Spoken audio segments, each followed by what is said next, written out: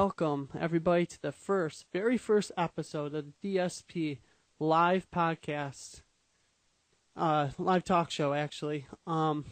Thank you all for joining in. This is going to be a really cool episode. This show is brought to you by Backbone USA Disc Golf Company. No matter if you're a multi-year veteran or someone just getting into the sport of disc golf, give Backbone a call or visit the store at 2139 N Union Street, Site 6, Spencerport, New York. There you'll find a great disc golf selection of discs and amazing customer service to meet all your disc golf needs. So whatever your disc golf needs are, give Backbone USA a call. So tonight is like the first episode, so I'm going to do my best that I can to keep up with all the comments on here.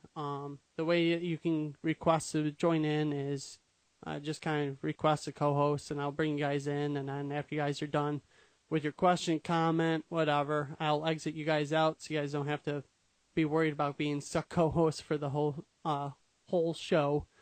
So we'll do that. I'm your host, Josh. You guys might have recognized me from RC Disc Golf Podcast. I was a co-host there all last season. This year, I decided to take a step away from the podcast to do this live show for you guys. That way we can have live conversations with the fans. You guys can ask questions, and it can just be an open talk.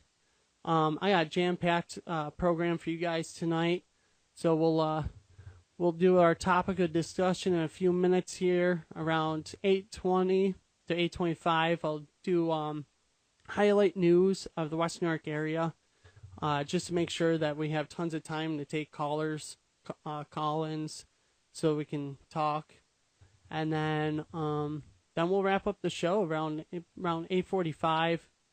With just kind of a tournament review of what happened the past week. So far, not much is going on because it's been kind of winter. So, but the weather's starting to turn, which is nice. Starting to get nice out there. Snow is finally starting to melt, so that's pretty cool. But yeah, topic of discussion is as many of us are finally getting out of the winter slump. And we're getting excited to be playing again. What are you guys looking forward to this season? As you guys are really starting to think about this, what's making you guys get excited for this season? For me personally, I know I'm looking forward to finally getting back out on the course and competing. Like, two of my favorite courses I love doing tournaments and competing at is Bond Lake and Como. Those two have really good holes that create great score separation.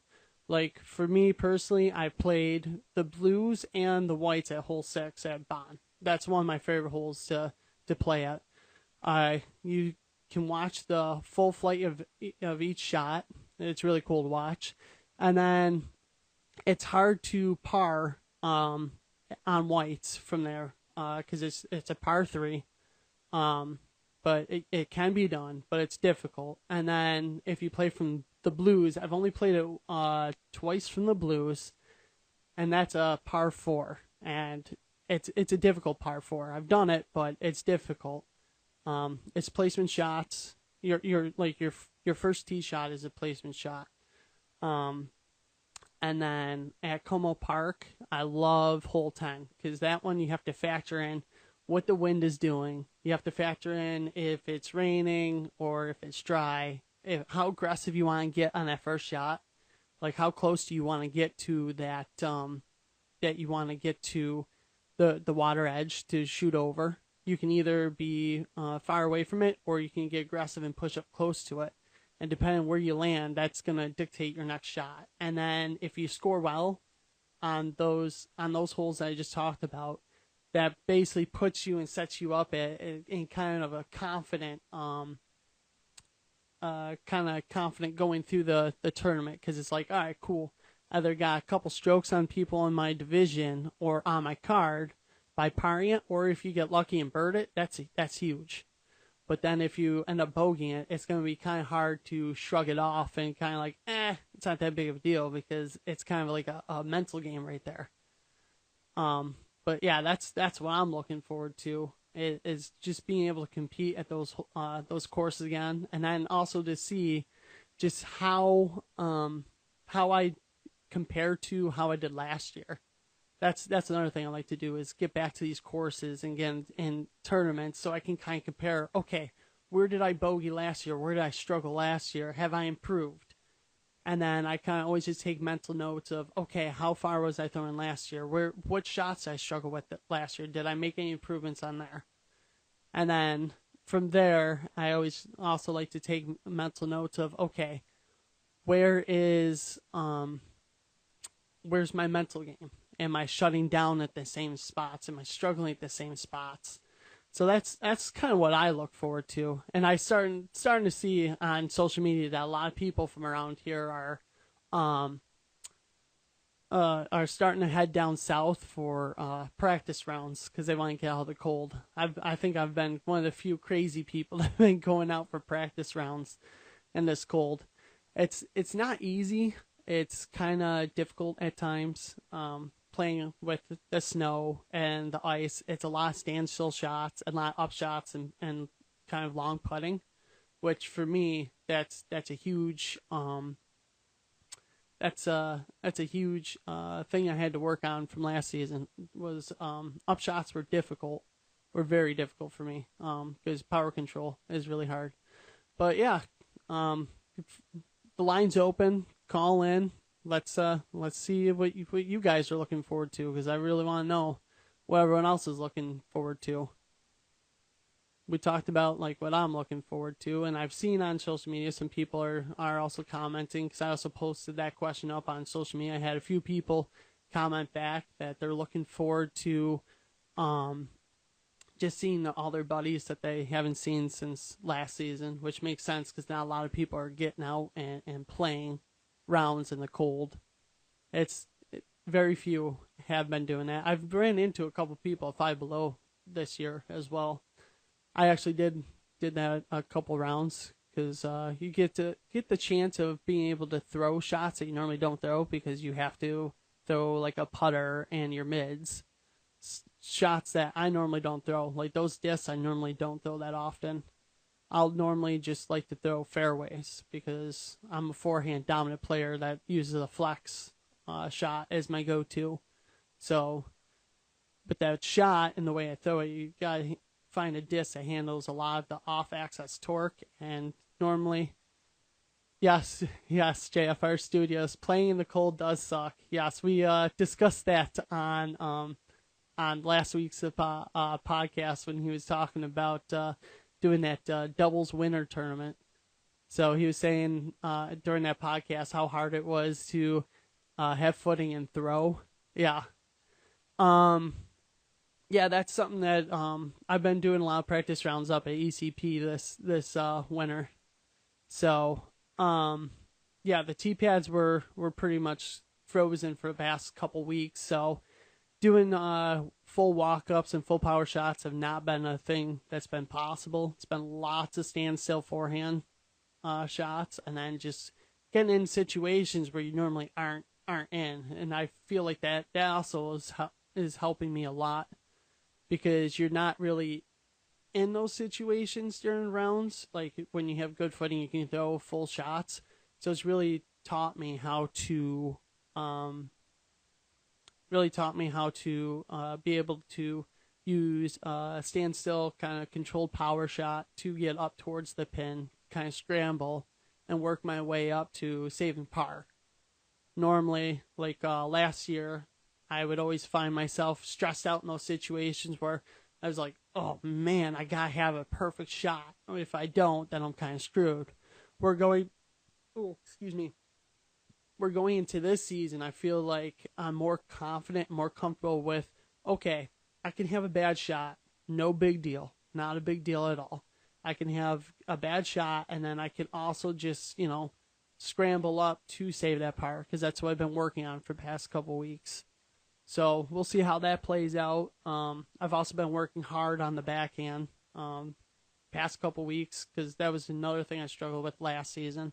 So I'm definitely looking forward to seeing how my backhand has improved. I went from a forehand dominant player who hardly ever backhanded, and I would force forehands constantly because I wasn't confident in my backhand at all. But I've been working on that for nonstop with Dan Maturko. So he's been working with me, breaking down my form and showing me what I need to do with using hips. Have I gotten that far yet? No. That's a kind of adjustment that I'm still working on. Constantly filming myself, constantly breaking down each thing, trying to figure out how to get that, because I never played a sport where I had to use my hips. As you can tell behind me, I've always been a runner. I got all my track stuff up there from doing track. So I ran my whole life, so we never had to force the hips to lead. It was always hips followed the shoulders and the arms. We have a comment and a question, actually. Will pressing in the cold help you in difficult situations during the season? I believe it will. I think it definitely will, because it builds your mental game. Because, like I was saying, if you're always just pressing in nice weather, then you always just kind of always just base everything on having perfect grip and no wind or perfect footing. So if you go into a round where, like we have around here, where a storm will kick up and it'll be raining or high winds, and you can't rely on those perfect shots. So now you have to fall back on your mental game. Okay, I'm not going to have these perfect shots. So instead of relying on, I need a perfect shot, now I can sit back and be like, okay, the perfect shot is out. I can shoot as good as I can, and then I can rely on the scrambling that I learned during the cold weather when I didn't have good footing. It was hard to get good grip on the disc, and it was blowing wind.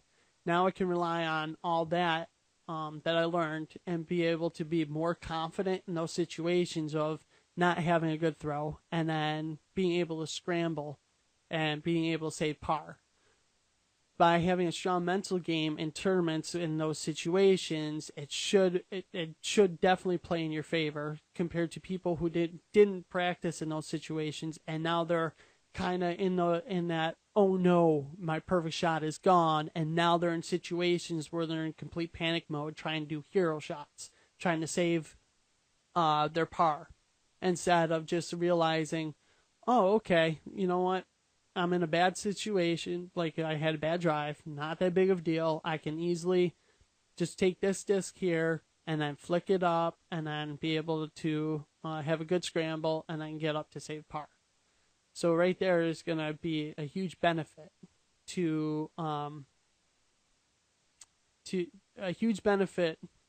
for you during tournaments when the weather isn't perfect. That was definitely something that I learned last year, because last year I was constantly, I need a perfect shot, I need a perfect shot, I need a perfect shot. And then when that didn't happen, I would stress myself out trying to like play hero shot, like, oh no, I just shanked a shot, and now I'm screwed, I'm stuck. And then I gradually during the round, I'd see my mental game go further and further and further down, and then I'd catch myself talking negative to myself constantly. Where, oh man, I'm terrible. Oh, this is not good. And then I'd watch my tournaments just tank after a couple bad shots. Now going into this season, I'm definitely looking forward to seeing how my mental game has improved. Where now I'm not relying on the perfect shot. So I'm hoping that when I have a bad shot off the tee, that I can just kind of stay calm, stay confident in my ability to scramble and be able to save par. Right there should keep me in a constant flow state instead of being a fixed mindset. Being in a constant kind of like flow state, as you can see, definitely like the pros do this a lot, where they'll have a bad shot and it doesn't really affect them, and they're able to keep like going. So that's the goal, is to constantly have that flow state mind going, where even if a bad shot happens, I can stay in the flow state and then stay connected to the game and then constantly be building on that. Even if it's a bad shot, I should be able to save par like I've been teaching myself how to do. And then I should be more better in tournaments. I want to say that's what you want to say is more better. I'm not sure if that's really what you want to say, but you'll feel more confident in your gameplay. And with that confidence, it should definitely help you improve in your tournament rounds. So, yeah. Yeah, that's basically what I've been learning with the cold weather. And also in the cold, you also lose distance. That was something else I learned this winter. Because people told me all the time that, okay, JFR Studios, more better. Thanks, buddy. But that was something I also had to learn, because that was something I always was told, that the cold weather, you actually lose distance on, which I never really understood. I don't still fully understand that. So if someone wants to hop in and explain that in great depth, that would be pretty cool.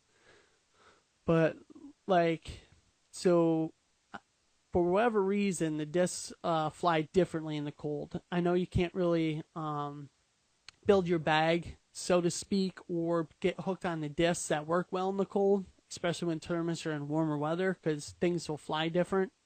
From what I understand, is discs are, from what I understand, is that discs are going to be more stable, I think it is, in the cold weather, and then it's less stable in the warmer temperatures. And because they're more stable, they don't fly as far. They want to hit the ground as quick as possible. That's what I think it is. I'm not fully sure. I'm only going to my third year of this, and this was like the first winter I actually played. Last two winters, I just didn't even touch a disc. This year, I wanted to put in the training to get better and see better results. So, I don't fully understand the whole disc flight in the cold weather. So all I know is that they lose distance and they fly differently. That much I do understand, and I've seen. I've lost, I would say, anywhere from 50 feet, if that's even I would say maybe 50 feet from distance. I'm not sure if that's exact number or if anyone else has ever seen that, but yeah.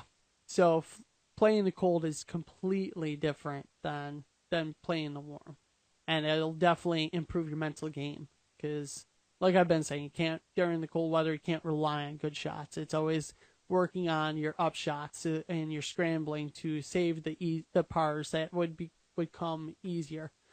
Jeremy Holke, coach, said cold air is denser than warm air, hence increasing drag on a disc, which basically makes it not fly as far and also makes them more stable.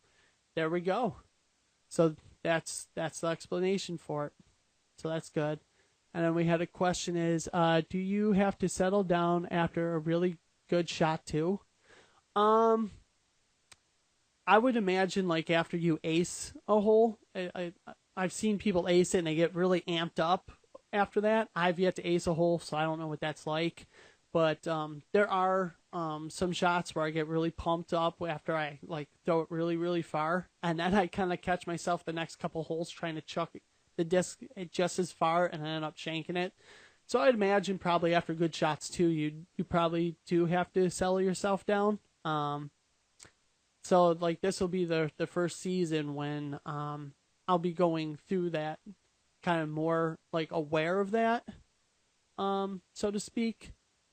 Not sure if that makes sense, but the last two seasons, I didn't really know too much. I was still kind of I forehand, and then that was it. So yeah, I learned a lot in the last year. But I don't know. That will definitely have to be a good question for someone who has aced before. I haven't, so I don't really know how amped up you get and if you have to settle yourself down after a good shot like that. I've only been able to occasionally outthrow people from in MA3 I threw far. This year I'll be in MA2, which I guarantee my distance probably won't be an advantage anymore for me. I think I'll be maybe average distance for MA2, so that hyped up of me throwing really far is kind of not going to be there anymore. So yeah, so I hope that answered your question. So yeah, like I've been saying, been learning a lot this winter, been asking tons of questions, been filming myself, working on form, been putting like crazy. I actually set up a basket this year in my basement. I've been putting like crazy because I knew that was another one of my struggles last season, was anything beyond 10 feet I was not making. And like I would always get myself like, oh my god, it's a bird putt, oh my god. And now it's just to the point where, okay, it's just a putt. If I miss it, oh well, easy tap in. And if it's a long putt for par, last year I'd be like, oh man, if I take this, I bogey. Oh no. Now it's just like, all right, if I take a bogey on this, it's not that big of a deal.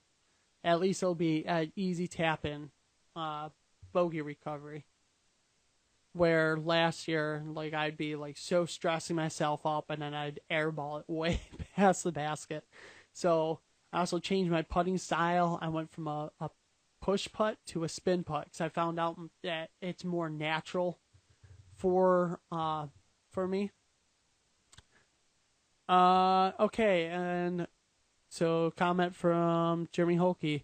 Yes, I've naturally got a little amped up. The next tee shot can be a little jittery, but then after that, it's all business as usual. There you go. Spoken from the legend himself. If you guys don't know who Jeremy Holkey is, he's one of the top MPO guys, one of the top rated in the state. I can't remember. I think last year he was top 5 in the state in ratings. I could be wrong. Can't fully remember. But yeah. So sorry, I was reading a comment. Yeah. So and Jeremy also coaches people. He has a really good backhand. Competes really well. Just I can't like really say enough about him. He's pretty good coach. Definitely reach out to him for some cool backhand lessons. He's also helped Alicia take her game to the next level, so that's been pretty cool to see and watch. But yeah, definitely, and also Jeremy will also answer any type of questions you have. Like I'm constantly shooting him with some extra questions here and there, and he responds right away. So definitely a good guy to reach out to. We're up against the clock here, so we'll definitely hit the Western New York news, like the highlights of some news stuff. The Western New York news is being brought to you by Recycling Buffalo. Do you have any empty bottles or cans laying around your house or business? Why not turn those empty bottles into cash? Visit my buddy Bradford at 321 River Road, North Tonawanda. Recycling Buffalo is known for his great customer service and turning them empty bottles or cans into cash. Visit Recycling Buffalo today. So first bulletin of the news is we have hit the wrong button here. Actually the first two tournaments that kind of caught my attention on the website are two doubles. So definitely grab your double partner. The first one is the Veterans for Vets doubles presented by Backbone Disc Golf. The course is going to be a Big Ice Campground. I played that course last year. Awesome, simple layout. It's really well put together, honestly. I enjoyed it out there. I shot pretty well. It was before I did a golf course after that tournament. So it was like I did Big Guys as like a warm-up with my buddy Chris. And then we went to a Backbone tournament last year at a golf course that was awesome as well. But the big guys course is pretty good layout. Awesome. Like it has a couple cool holes. And it's got a nice eating spot too on that course. So that one is going to be on March 15th. It's 2 rounds. This tournament is raising funds for the upkeep of the Monroe County War Ontario Memorial. For more info of this tournament, to read more in depth of it, or to register it, you'll find it at the Disc Golf Scene website. And then the next doubles tournament is Fooling at the Dizzle, ran by Marcus. Yes, Marcus is back, guys. Welcome back, Marcus. It's nice to have you back in Buffalo. He's ran this tournament before. It's a 2-round tournament at Joseph Davis. It's non-sanctioned tournament. It's a fun way he does it. He adds a little cool twist to it. So that one's always fun. For more information on that, to go more in depth of what to expect and the layout and everything, and to register, go to the Disc Golf Scene website, and then you'll be able to register and then read more in-depth information than I'm able to go into right now, because I'm saving big news at the end of this. That's got me really pumped up, so I want to make sure I have some time to get into it. Next tournament that's coming up is Singles at the Dizzle. This is a non-sanctioned event, single-player format, so you're by yourself.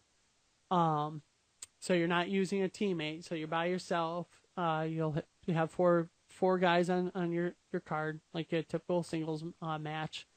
It's a 2-round play, and they're raising money for the 2026 AM Worlds. So that's going to be pretty cool. We'll go more in depth of why that's such a cool thing. So that one will be on March 30th. I'm going to be there. I'm already registered, so hopefully you guys register for it. But that one will also be found at the for more information and to register, you'll find that as well at the Disc Golf Scene website. The next one is Sanction for Science. This one is a very cool way to break in the tournament season, like sanction, because this is kind of like the first sanction event that I do of the season. It's a really cool layout. Uses a couple reds, like a couple of the red tees, making some of these holes ace runs. And this year I can actually ace run a good backhand with the maiden. So I'm definitely psyched for this. This one is ran by Eric from Tree Direction. It's a single round, and then it's raising funds for the non-profit science organization that he's running, that he is with. For more information on that, if you have need information about the tournament that's not listed on the Disc Golf Scene website, definitely reach out to Eric. He'll definitely answer any questions about that, or even the science organization that he's with. He's really into it, so definitely check that all out. And then we also, this one actually caught my attention right before I hopped on. I didn't really get a chance to really look into this, but we have it looks like the Empire Open 2025. I found this one on the Disc Golf Scene website that I was on before I came on here. It's being brought to you by Flying Mile Disc Golf. It looks like a bracket style that has a double elimination to claim the crown of New York State. So definitely check that out. I'm not sure if you have to be like an MPO player, or it could be any division. I'm not really sure how this all works. I haven't fully looked into it, but definitely someone could either message me, tell me how it is, or you can reach out, call in, tell me more about it, because it's definitely something that looks pretty cool idea. But the biggest news that was announced probably like two or 3 weeks ago, Buffalo, New York's going to be holding the 2026 World AMS Championship here in Buffalo, New York. Like, how cool is that? So what has me so excited about this is because I believe Buffalo, New York we're like a hidden gem for disc golf, honestly. I think what we have here is something so special that nobody really knows about. And the fact that it was mentioned that we're holding this, that we are holding this tournament in Buffalo, and like Grip Lock mentioned it, and then they were like, oh, we don't really know where that is or really know much about it, really brought it to my attention that people really don't understand what we have here. I've even talked to a couple of my buddies who are out of state. A couple of them were saying that that they don't have the ability to go to all these different courses. Like they'll have a course here and then like an hour away another course, or like 45 minutes away another course.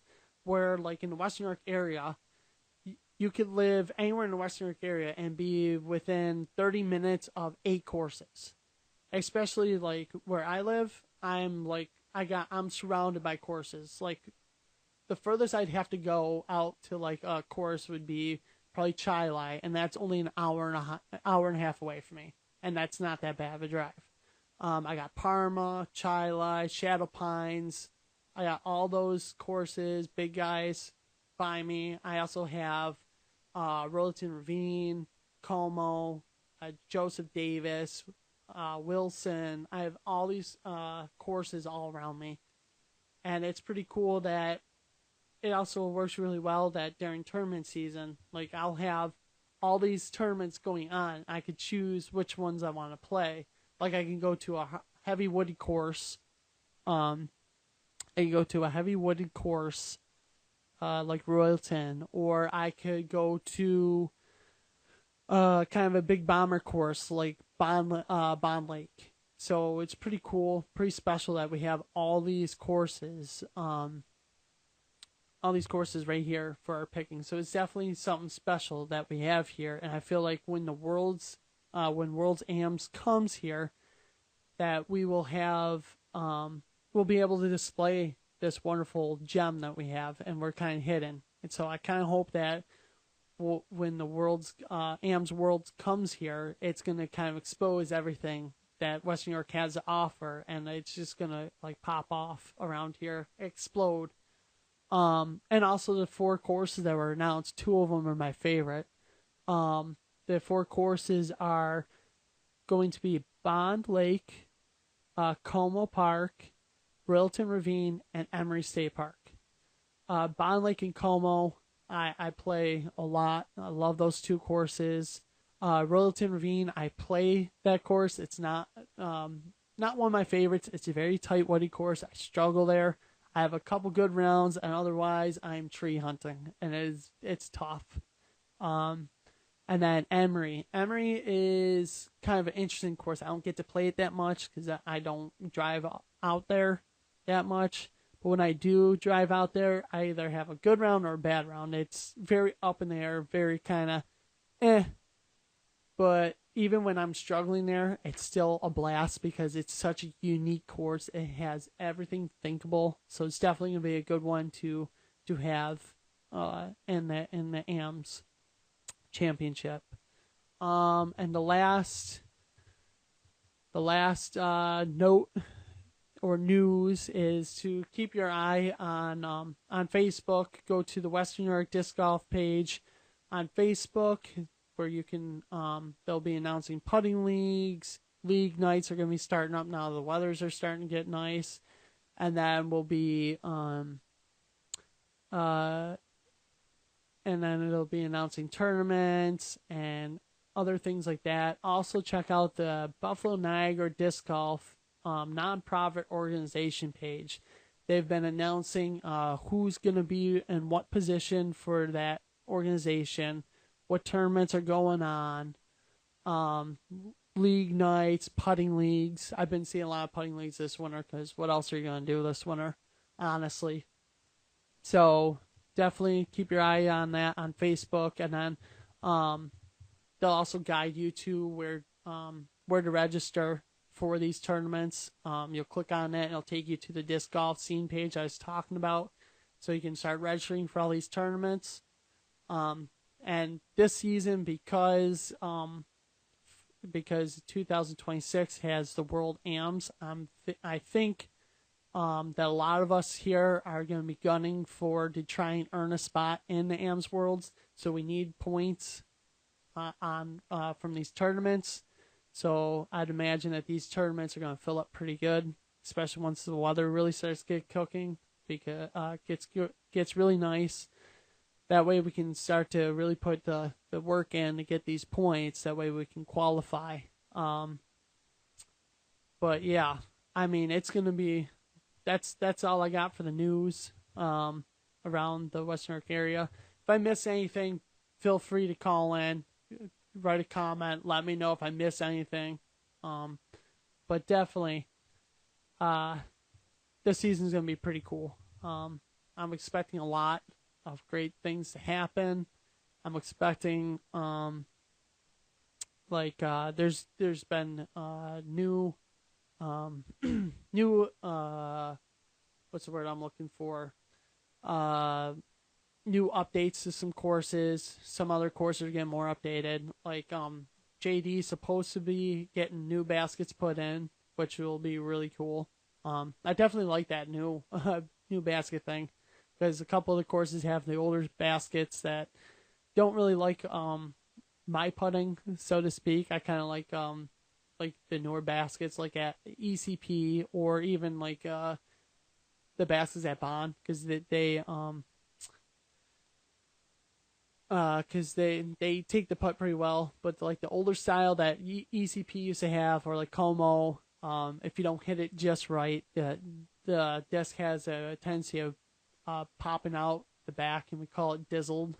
So yeah, so that's the news that I got for around Western York area.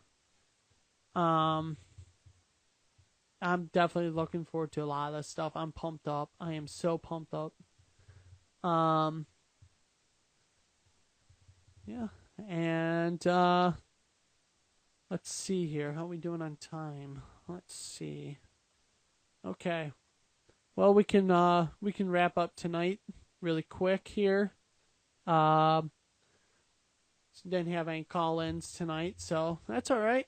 It's only first week. We'll get better each week, So not too bad, not too bad. So we'll wrap up. But there was only one tournament that I found for the results for. If you guys have any tournaments or any putting leagues or anything that you guys want me to announce, like the top 3 guys, let me know. Reach out to me. Boom. So we had the Winterfest that took place at Ellicott Creek Park. It was on the 23rd of February. It was a double. For Advanced Open, we had the first place guys, team name, Girth Boys tied with Rum Raisin. Third was Dumb and Dumber. And then for the next division, it was first place Bradford and Corey. Guys, way to have an awesome name there, guys. That was so original. Second place was Joe Piper and Jive Janky. Oh, and tied for third was Fire and Bridgestone and 2 balls and 1 putt. All right, good job, guys. Way to get out there, and definitely, way to get out there and embrace the cold weather. I was out there the day before the tournament took off. Ran into Sam while he was out there shoveling. So I was out there getting my practice in, sliding around like usual. Can't wait for the weather to fully kick in and be really nice, and then there'd be no more ice on the tee pads. That'll be nice. People are talking about topics for next week. Next week I want to dive into what it takes to make your bag. Are you better off with going with a team like I did, where I'm with Team Trilogy, so I can only throw basically Trilogy? Like, are you better off going with a manufacturer brand to simplify your disc choices, especially for a new player or someone who's been around? Or is it easier to and recommended to just be open bag, so you have a better choice and selection of the discs? That's going to be the topic for next week. It should be very interesting, because we already know which way I went. It was the only way that I've ever kind of thrown. So definitely interested to have some call-ins, some opinions on that to kind of guide people who are just getting into the sport or people who are looking to improve their game, if they're better off to stick with one manufacturer or have open bag. So that's kind of all that I have for this week, guys. Thanks for tuning in. Definitely check out next week. We should have a more in-depth, definitely show, something a little bit better than it was tonight. Tonight was only a kind of first time through, so yeah, we'll definitely dive into that knowledge of next week, and I'm definitely looking forward to kind of learn as much as I can because I'm very interested to see what people's opinions are, and kind of maybe I went the wrong way. Who knows? So definitely make sure you guys call in. Make sure you guys got some comments ready. Make sure you guys are have some information because I definitely want to learn just like everyone else. All right, till next week. I'll see you guys. Bye.